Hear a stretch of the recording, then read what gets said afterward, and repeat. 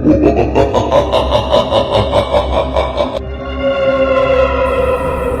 गांव के किनारे एक ऐसी जगह होती है जिसका नाम लेने से लोग डरते हैं।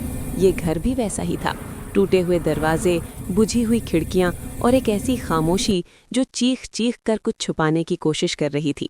माँ का दिल बेचैन था, तस्बीह हाथ में कांप रही थी, आंखों में खौफ साफ नजर आ रहा था। बेटा, मैंने सुना है वहाँ जो गया वो पहले जैसा कभी नहीं रहा।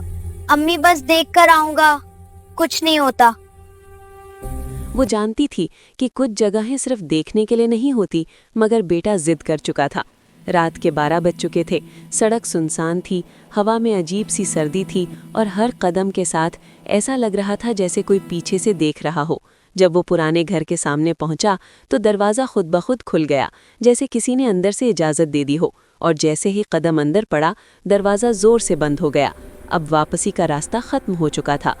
अंधेरे कॉरिडोर में बल्ब बार बार जल बुझ रहा था, दीवालों पर साए हरकत कर रहे थे, और फिर एक आवाज़ आई, आहिस्ता मगर साफ। आ गया। करीब जाकर देखा तो दीवारें ईंटों की नहीं बल्कि इंसानों की बनी हुई थी।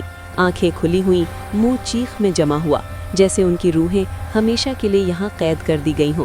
अचानक अंधेरे में एक साया बना, पहले धुंधला फिर वाज़ेह। वो साया सांस ले रहा था और अब ये साफ था कि वो अकेला नहीं है। जमीन से काला धुआं उठा और उसमें से वो चीज़ निकली जिसकी आंखें लाल थीं, हाथ हद से ज़्यादा लंबे, और मुस्कुराहट इंसानों जैसी नहीं थी। जिन ने गूंजती हुई आवाज़ में कहा, तुमने मना की आवाज़ नहीं सुनी, अब ये घर तुम्हें नहीं छोड़ेगा। खौफ ने जिस्म को जकड़ लिया, चीख गले में दफन हो गई। आंखों के सामने अंधेरा नाचने लगा और दिल को यकीन हो गया कि अब बचने का कोई रास्ता नहीं। इसी लम्हे एक माँ नींद से चीख कर उठी।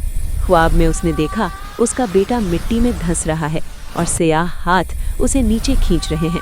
3 दिन बाद वो वापस आया, चलता हुआ, सांस लेता हुआ, मगर आंखों में जान नहीं थी, और आहिस्ता आवाज में उसने कहा, अम्मी वो मेरे अंदर है।